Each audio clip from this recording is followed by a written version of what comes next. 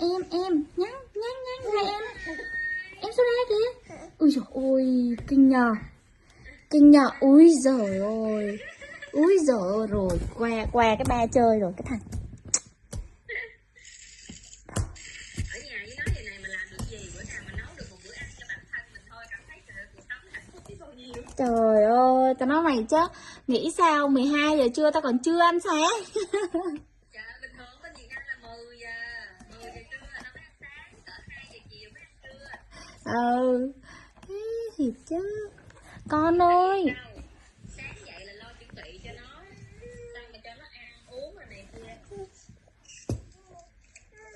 Từ từ, bắt đầu muốn nhảy nữa rồi đó. Ai đó?